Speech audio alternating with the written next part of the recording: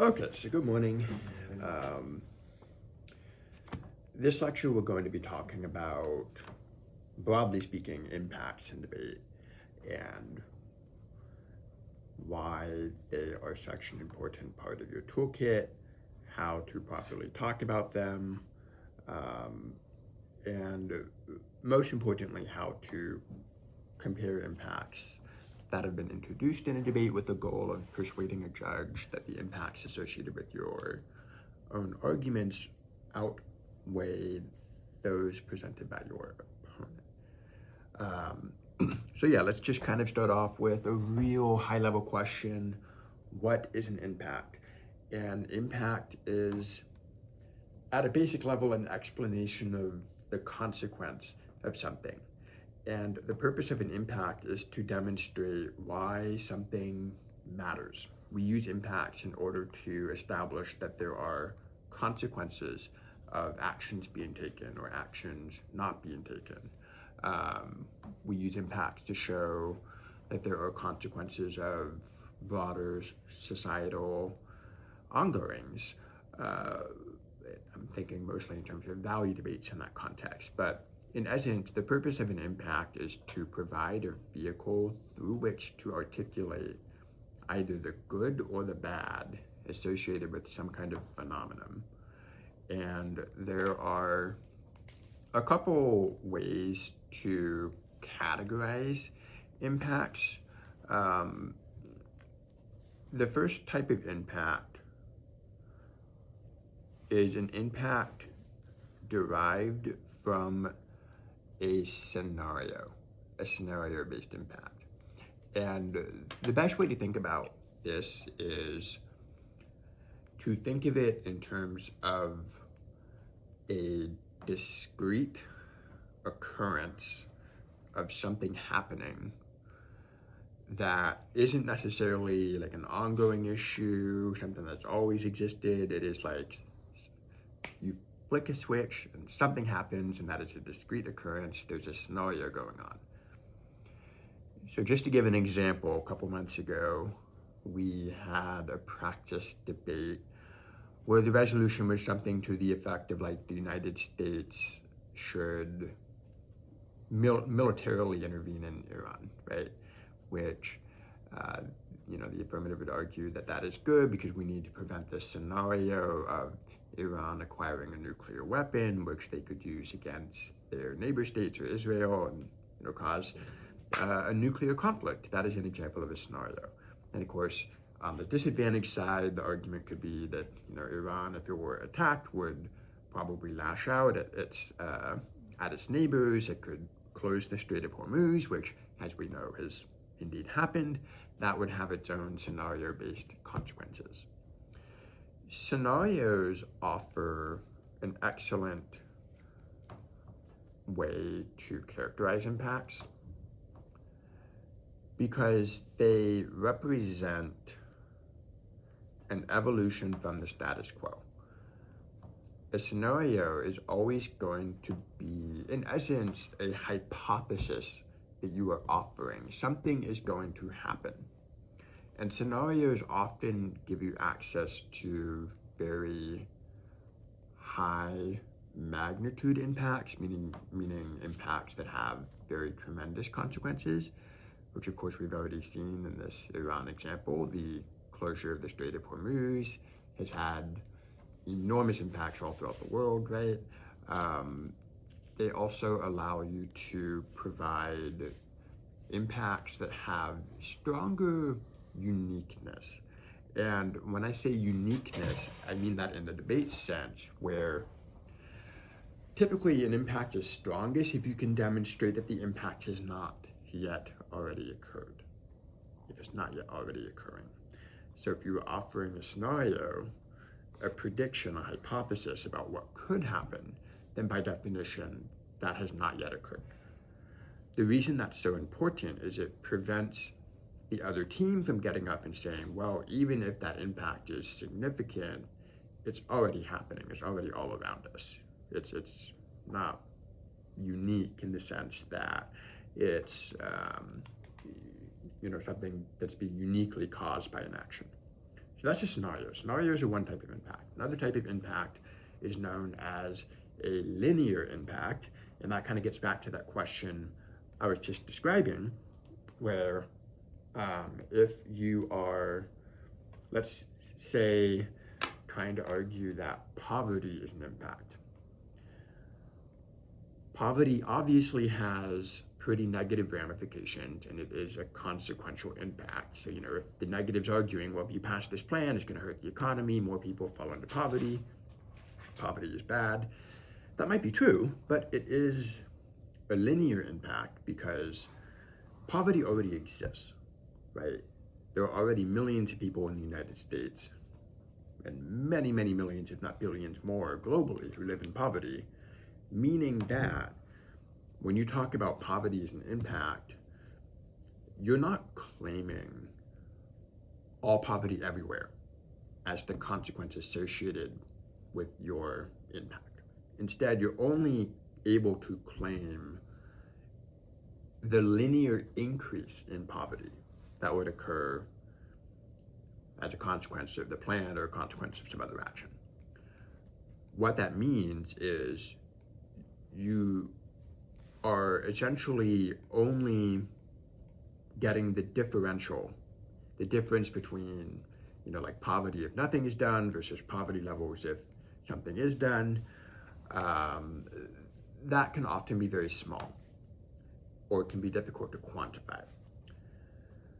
The flip side is that because these impacts are already occurring, we know them to be true. We know them to be real. They're not hypothetical. Obviously, an increase or decrease could be hypothetical, but the probability associated with these impacts tends to be much higher compared to scenario-based impacts, which are kind of all or nothing. Like if you can't demonstrate the scenario happens, the impact kind of goes away. So those are two broad levels of impacts. The question then becomes, which is better? I've always thought that it's a good idea to have both kinds of impacts represented in your case, right? You can even have both kinds of impacts represented within the same disadvantage or the same advantage. So for example, if you go back to this, Iran resolution, you could have the scenario of Iran acquiring a nuclear weapon, and that is very bad, but you could also have a scenario that talks about a linear impact. So for example, human rights abuses. We already know that Iran's regime is pretty bad for human rights abuses, and even though that's not a unique problem that's been occurring for a long time, you could argue that if left unchecked, it could get worse or could continue versus simply making some kind of effort to try to displace the regime and stop it. So that could be an example of how you could balance together the two different kinds of impacts. And the reason that's so helpful is because there's a lot of judges who prefer one kind of impact over the other, but they won't tell you that. So some judges are like, I hate nuclear war impacts. I don't want to hear these kinds of wild scenarios, which is like, okay, fine. You just need to have some linear impacts that are kind of more understandable, more persuasive, don't necessarily require the same internal link chains to get to. But on the other hand, you might have judges who are a bit more technical, who see that there are uniqueness problems with linear impacts, and for that reason, they prefer to see scenario-based impacts. So offering a mix of both within your cases is important. Let's talk a bit about how to discuss impacts, how to characterize them. Because a lot of debaters just offer very superficial descriptions of impacts, and it really comes back to bite them. So a couple of things to think about. By far the most important is terminalization. It's not just enough to describe consequences, you have to describe consequences taken to the maximum degree. And I've said this before and I'll say it again, the most common way to terminalize an impact is in terms of a body count, in terms of death. That is typically the easiest thing to do. And to give an example, let's take poverty, right? So poverty is just the state of being poor. So if you just tell me as a judge, well, the plan increases poverty and poverty's bad, I'm just gonna sit back and be like, okay, why? You need to persuade me that poverty is bad, right? I am not taking for granted as a judge that something you claim is an impact is bad unless you tell me it is. So how do we do that? Well, we can describe the ways in which poverty negatively affects people, right?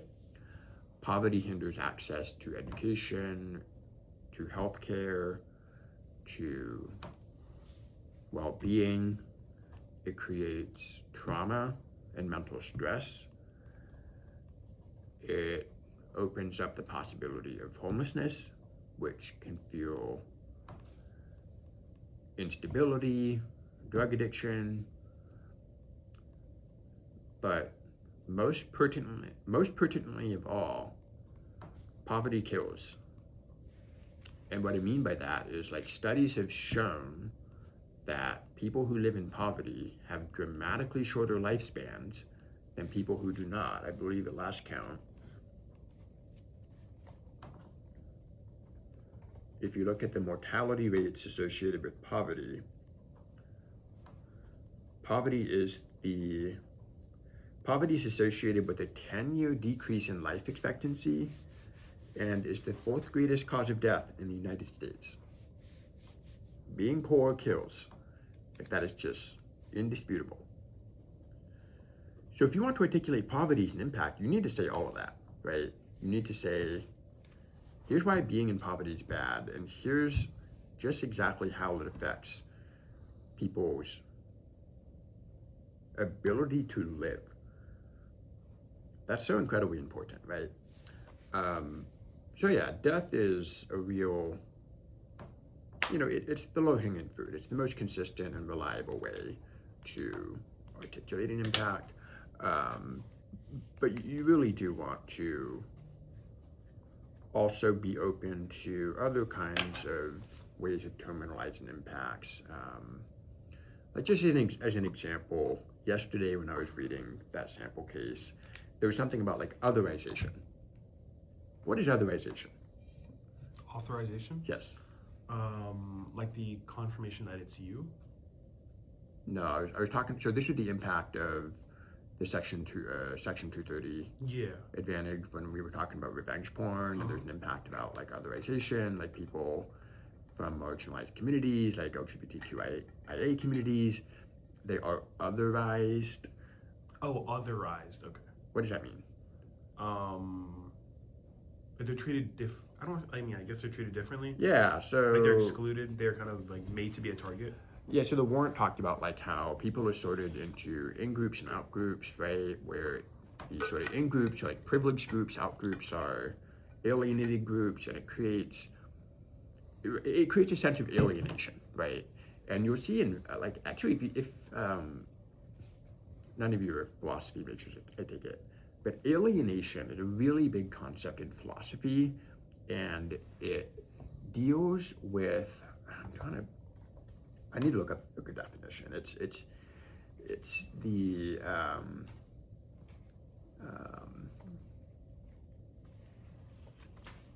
it's really, a state of disconnection, or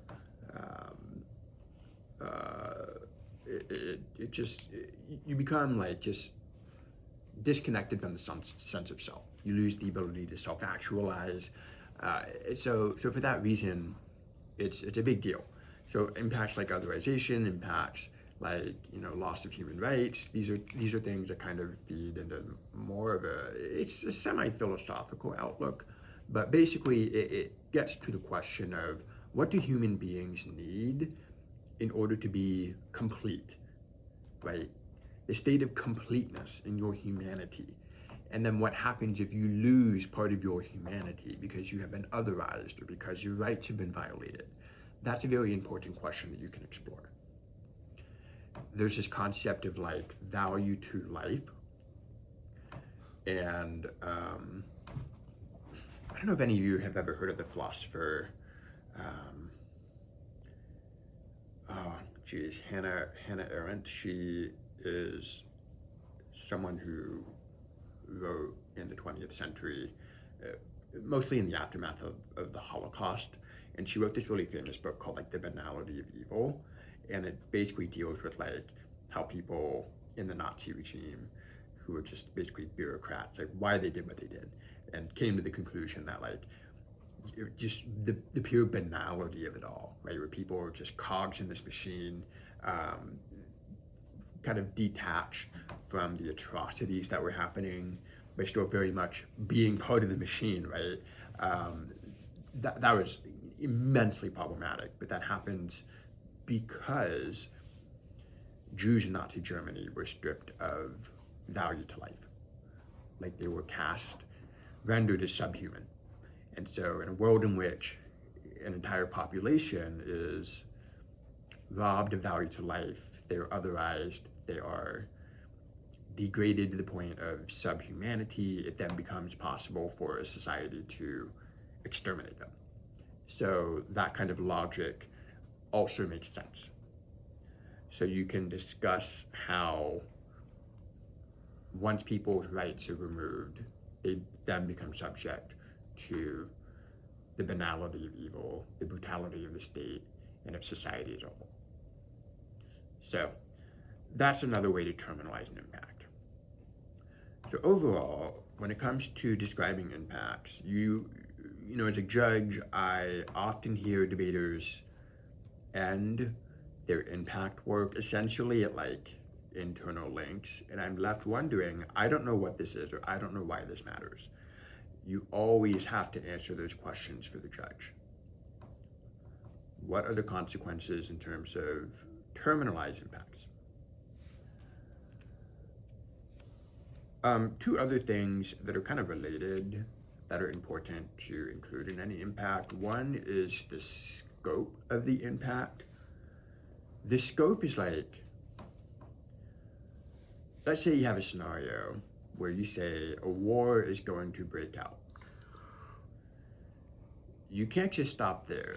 You have to explain who's going to be involved in that war, how many people are going to die, or at least be injured or casualties. If you're arguing the economy is going to shrink, well, how much exactly is the economy going to shrink by? How many trillions of dollars of GDP are going to be lost, or what percentage of the economy is going to disappear, if you want to think of it in terms of like recession. You need to, and this, when I said scope is interrelated with something else, it's interrelated with quantification, quantities, using statistics to very, very clearly articulate this is the exact number of people affected. If you're looking at something like the poverty example I gave earlier, you can also use quantification to quantify the magnitude of an impact. Like, here's how many years off of your lifespan you lose. You lose 10 years of your lifespan if you are in poverty compared to someone who is not. Quantification is really important because it offers precision. It offers you the ability later in the debate to say, they've made some vague claims about this vague impact. We've described in much more precise terms exactly how many people are endangered in the world of the affirmative, or the world of the negative, or whatever. It's really important to quantify impacts whenever possible. That leads to the question, how do I quantify something like a scenario that literally has not occurred yet? Like it's a hypothesis. Well, there's two answers. One is you can make something up that sounds reasonable.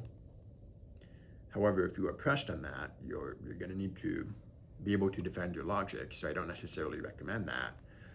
But the other is do your research. Like it's really surprising how many hypothetical scenarios have like been effectively gamed out by like scholars of strategic studies.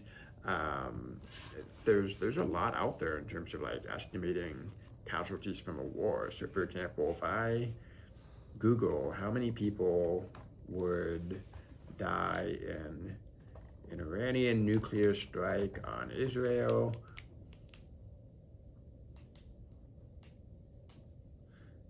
there is a scholarly peer-reviewed article from 2013 titled "Nuclear War Beyond or Between Israel and Iran: Lethality Beyond the Pale."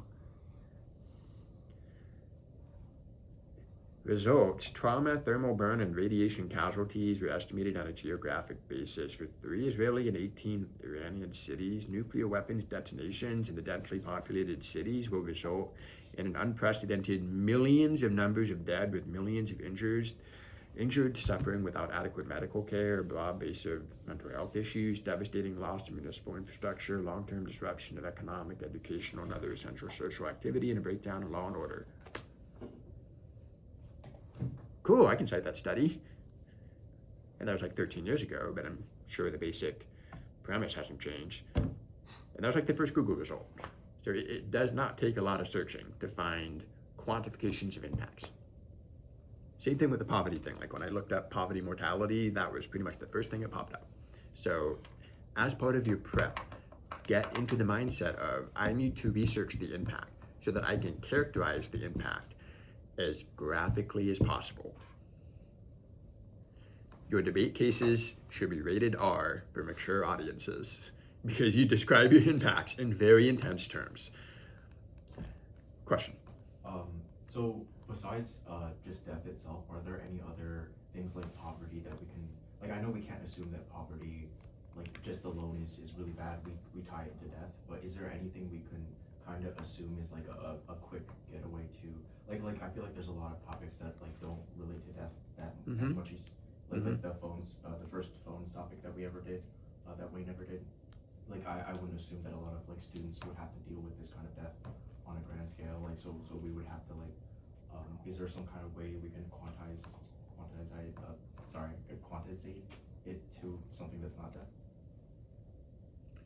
Give an example of an impact that you think you would have difficulty. Like students struggling through school, like a bad home life, that kind of stuff. Like Okay. I don't see necessarily. Yeah, those are linear impacts, right? Oh, I see. So linear impacts tend to be less associated with death. In essence, though, you're really not describing impacts per se. You're describing antecedents to impacts. So, for example, doing poorly in school and having a bad home life makes you more likely to live in poverty. And living in poverty is connected to death, right? So when it comes to impacts, there has to be a chain, right? Where you're essentially connecting dots. Okay. So in order to get to the place where there can be terminalization. Okay, I think that clicks for me. Would you say like poverty is a good one, right? Because it connects directly into death. Are there any others that you would say are like death is level 1? Are there any others that are level 2 that you would recommend us trying to aim for?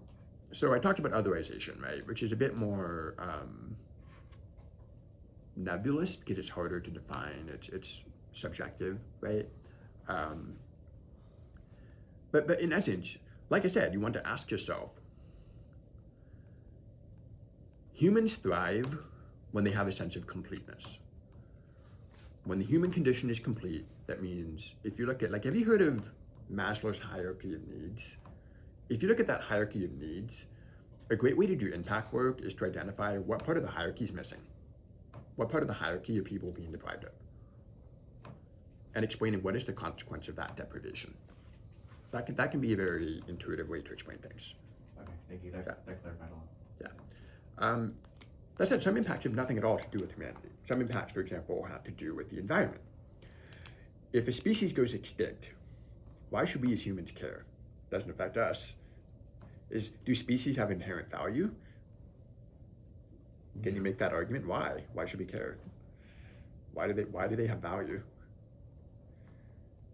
Because they offer more to the biodiversity, that or they could be like a keystone species in their area. And if we lose that species, then that can affect the way that the natural environment of where they are at can affect Yeah.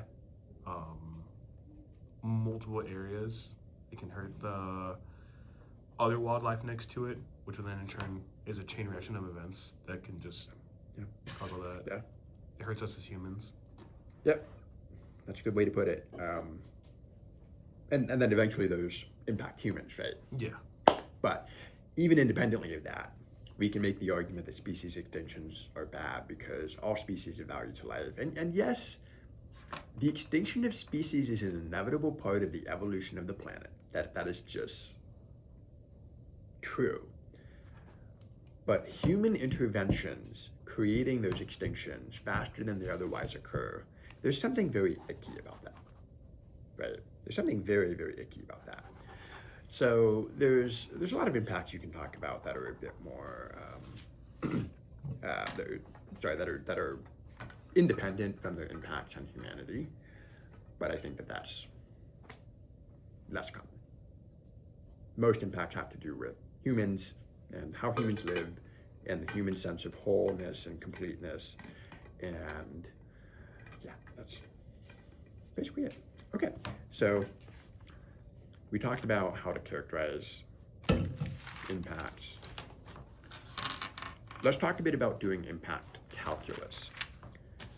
And you know, the prerequisite to do an impact calculus is when you first discuss an impact, you have to do all the things we just talked about. You have to identify a scenario or provide a linear impact, and then you have to offer terminalization, you have to identify the scope, you have to quantify it. These things all have to be done in the speech where you first introduce the impact. And that's a lot of stuff to do, right? Like if you introduce an impact and you don't spend at least 30 seconds talking about it, you're probably missing something. You're probably not describing it in enough detail. Like I get very frustrated when debaters just kind of throw out a buzzword and just leave it at that. And I'm like, I don't know what to do with that. Like you need to do the work to describe it, right? I'm not going to take for granted that an impact matters. So once you've done the preliminary work, doing impact calculus becomes so much easier. So let's talk about 4 different elements of impact calculus. And I'm not saying these are the only elements, but these are the most common elements.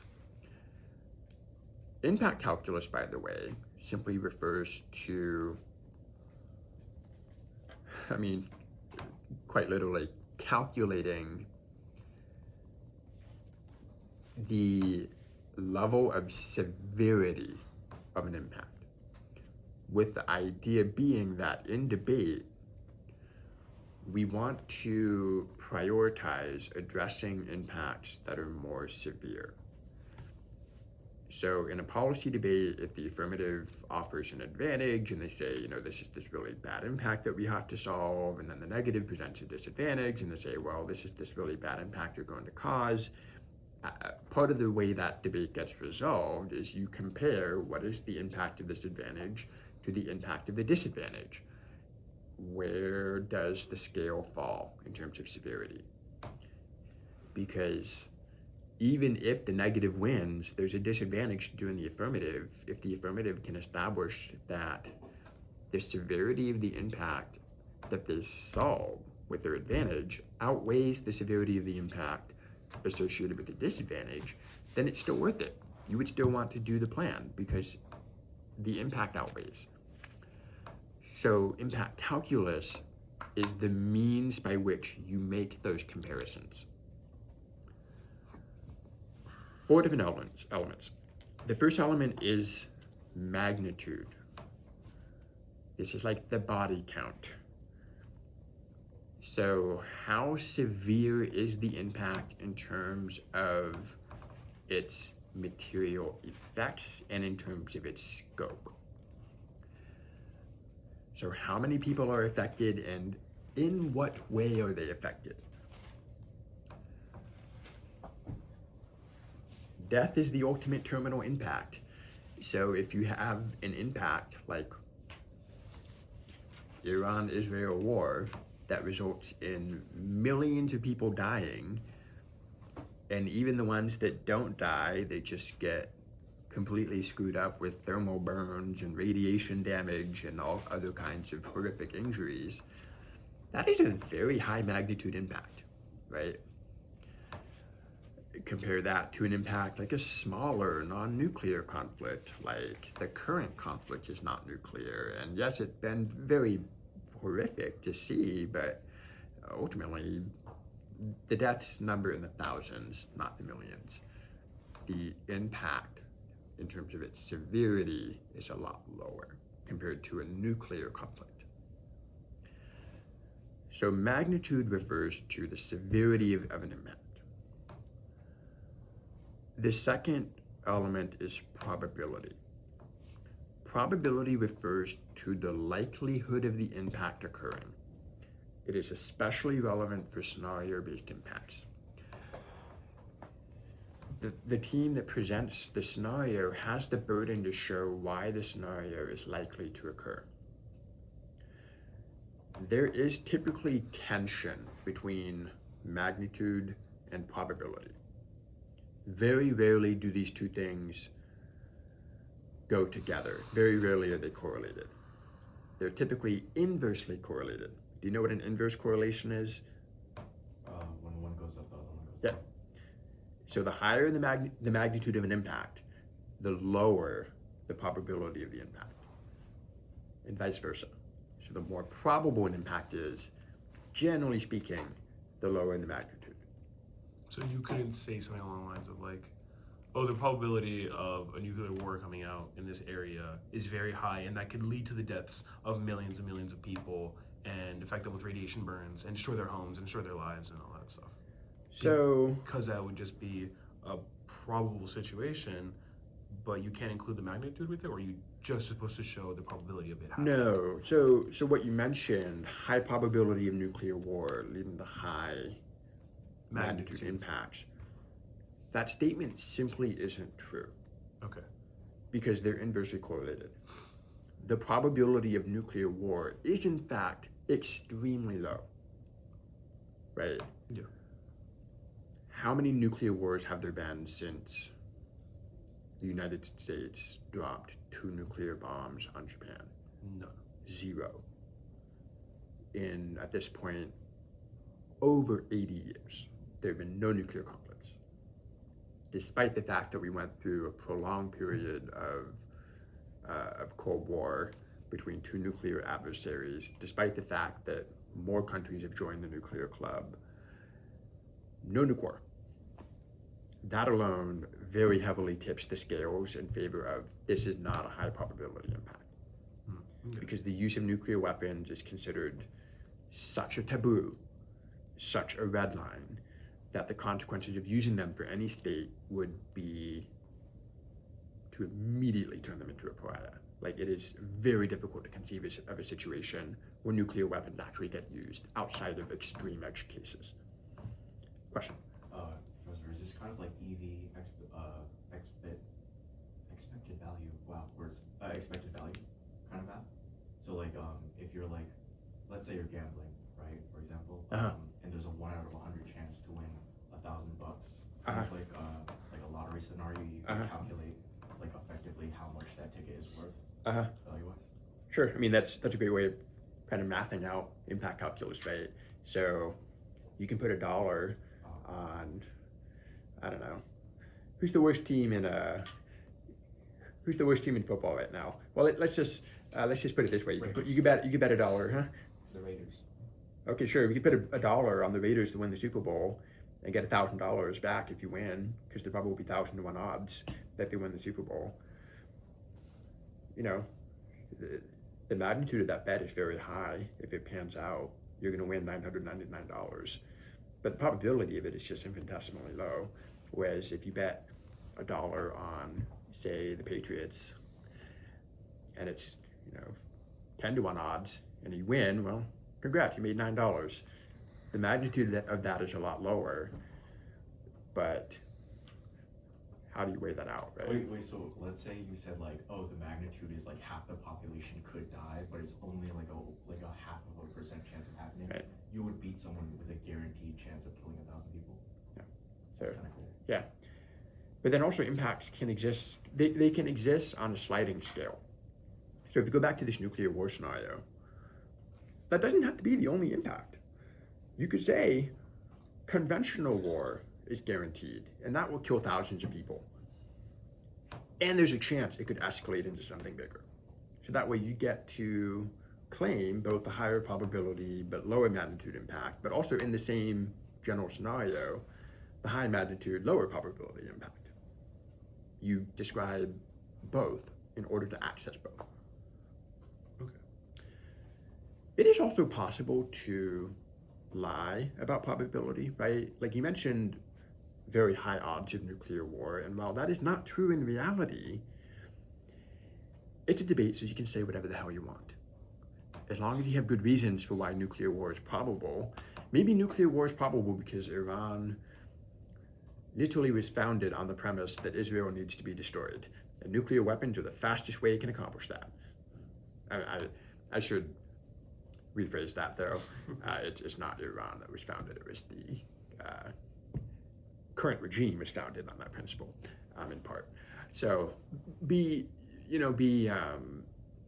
mindful that judges do rightfully have a healthy dose of skepticism about the sort of high magnitude impacts. However, should you choose to deploy them, it is good to offer reasons for why they're probable. So that's probability.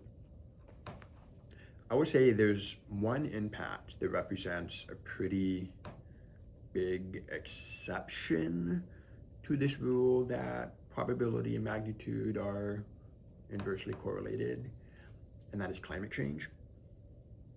Climate change is both very probable and very high in magnitude based on our current trajectory. But where it kind of misses out on is the next element, which is time frame. Time frame refers to how far in the future an impact will occur. Is the impact going to happen right away? Is it going to happen a decade from now, a century from now? Is it going to be like a slow burn, like climate change, where it just kind of gradually ramps up, but we don't get the worst of it until well into the future? Being able to characterize the time frame is important because you want to be precise about when the impact is going to occur. In general,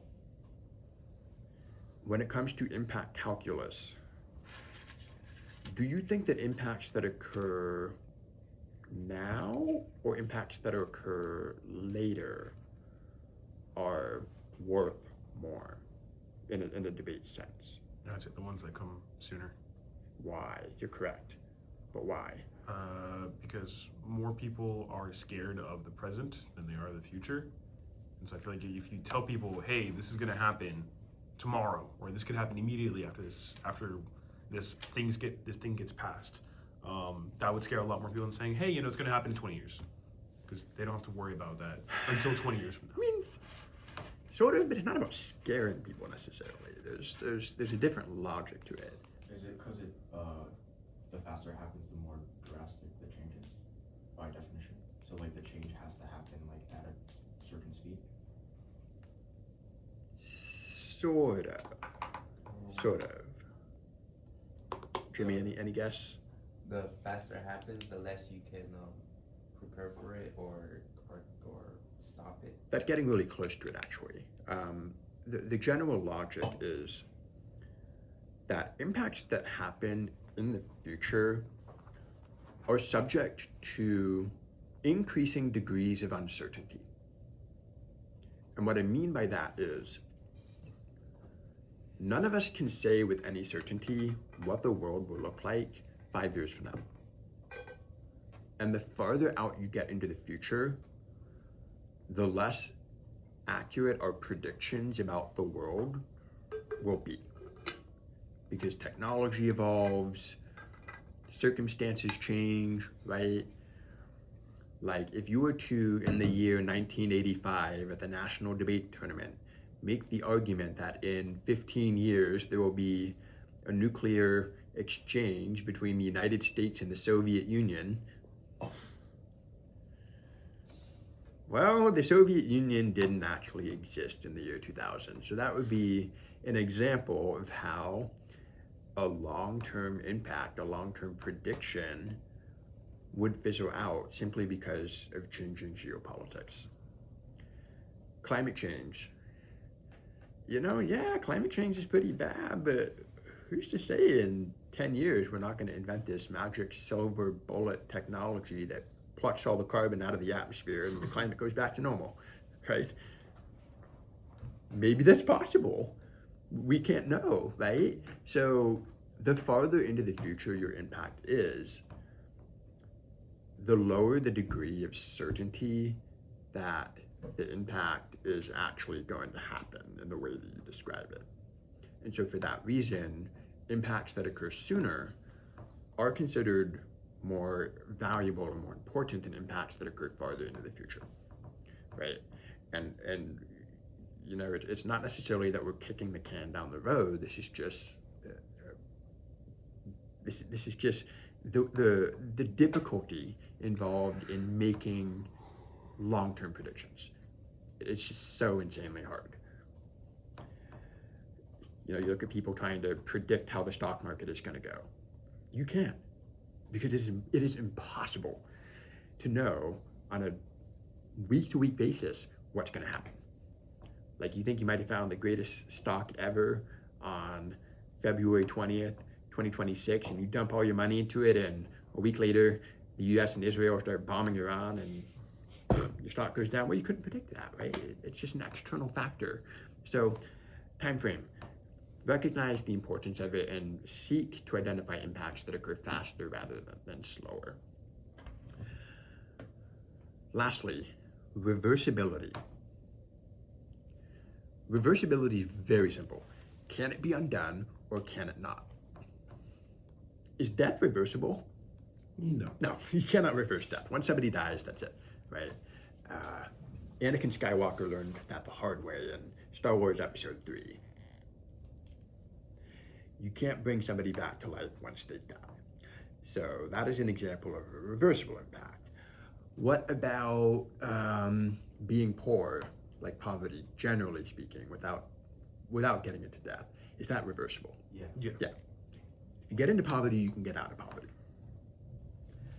So generally speaking, reversibility refers to the quality of whether or not an impact, once it occurs, can be rolled back, can it be reversed. The logic being, of course, that non-reversible impacts, irreversible impacts, are more severe than reversible ones. So that's why, like about the environment, that kind of stuff, like deforestation, like if a species goes extinct, we can't bring them back. Correct. If a species dies,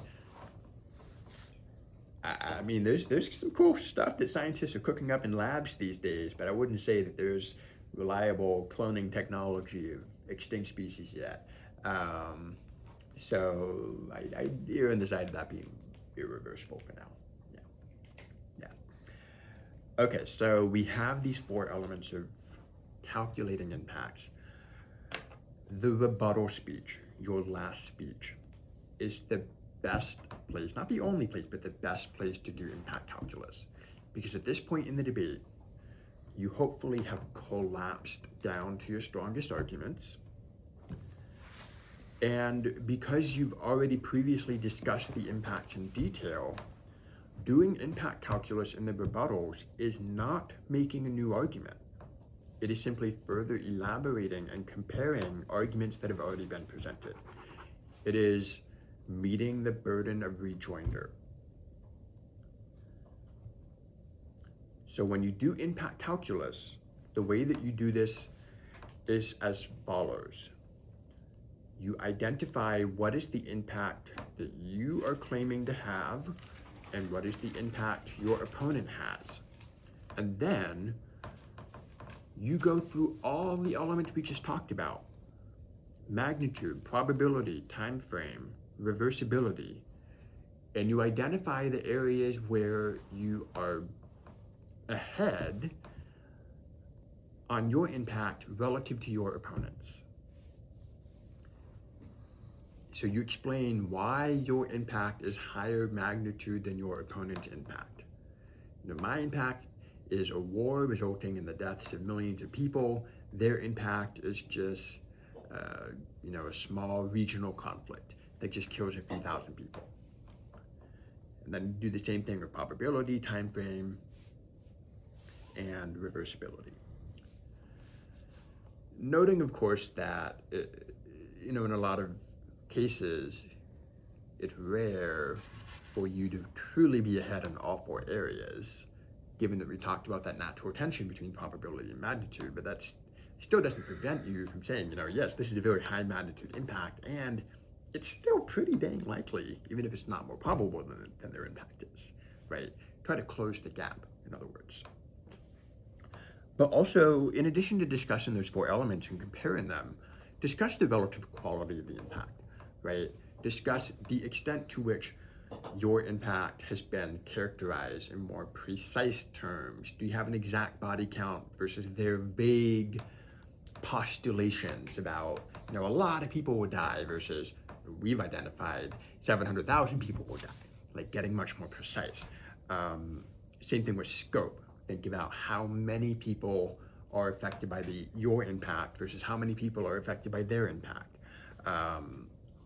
So think about precision, quantification, compare these things. Make it obvious to the judge and tell the judge explicitly, you should prefer our impact because we have quantified it, because it is more precise, and because we are beating them on magnitude and time frame. Explicitly instruct the judge to prefer those elements when they write in their ballot. I will tell you right now that 95% of debaters do not know how to do those things. So if you can be part of the 5% that does, you will win like 1 or 2 additional rounds of tournament. Like it matters a lot. So being able to discuss impacts in this manner is so incredibly crucially important. All right, any questions about impacts in debate?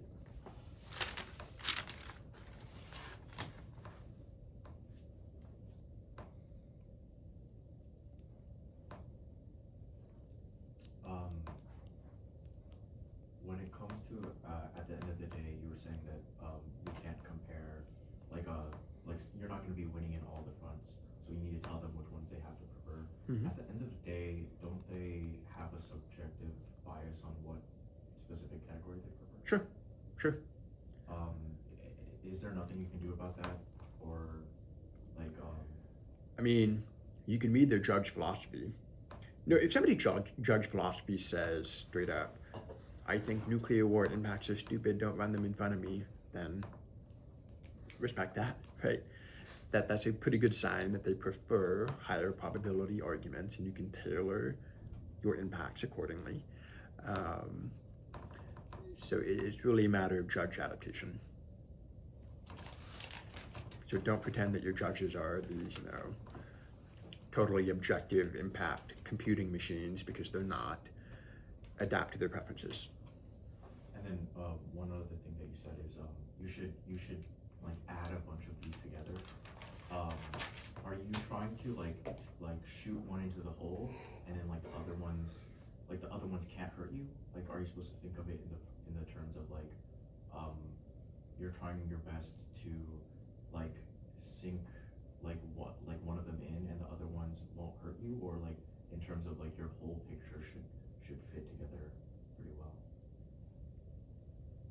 Are you talking about having multiple impacts in the same scenario, or as part of like multiple impacts in the same scenario? Because you were talking like 2 times. The first time you were talking about like the difference between linear and scenario. Like you said, like you should try both out. Like is even if the judge has a preference one over the other, they're gonna listen to the one that they have more preference over, and not. Yeah. So that's a great thing to bring up. So yeah, in addition to the judge adaptation thing, like for example, let's say that you are in an elimination round and there are 3 different judges, right? That's where having those multi-dimensional impacts becomes really important, because you can tell the judge, you know, if you think probability is the most important thing, then look at the most probable version of the scenario. But even if magnitude's your thing, you can still vote for us because we've explained this lower probability but higher magnitude scenario, right? Get the best of both worlds. So like not to like be like on top of that, but like is there anything that can really hurt you in terms of like you try out both preferences and then the judge really hates one and then they're like, I mean, I think that most judges are understanding of the fact, especially on a panel, that they're not the only judge in the room. I think as long as you tell the judge what they want to hear, they will be willing to overlook the things that they do not wish to hear. Most of the time.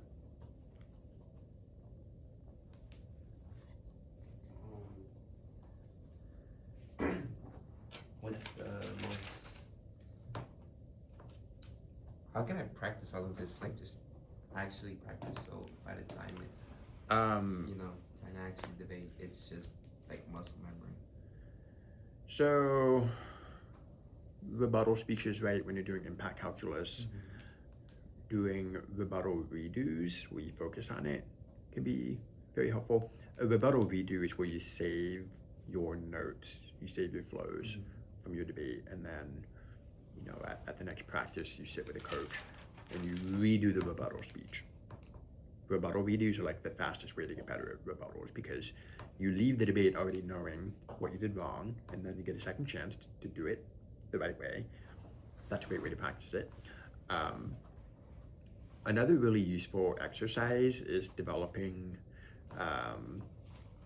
an impact file, which is like pre-written impacts that you can just pull out and just, I don't want to say copy paste, but pretty much just, you know, dump onto your flow, and that's something that you've already researched in advance, and you have the quantification and the precision and the time frame and the probability, it's already all mapped out, right? That can be helpful, although not universally applicable. But really just when it comes to doing practice debates, make sure every impact is terminalized and you're talking about these elements, and it's just a matter of practice. So the impact file kind of being like how like you were able to prove that poverty has to do with death. Hello. Like poverty has to do with death, and like saving the environment has to do with death as well. I lost my train of thought, but Or the impact files, like just memorizing like these things. oh yeah. I wouldn't say you have to memorize them per se, but certainly the more you talk about a specific kind of impact, the easier that's going to come to you. Like poverty, for example. All of you now know that poverty is the 4th leading cause of death in the United States, and that poverty shaves, on average, 10 years off your lifespan. Those are facts you can now repeat in any debate. Right? Just having those 2 different facts memorized makes that impact a lot more compelling. Cool. All right.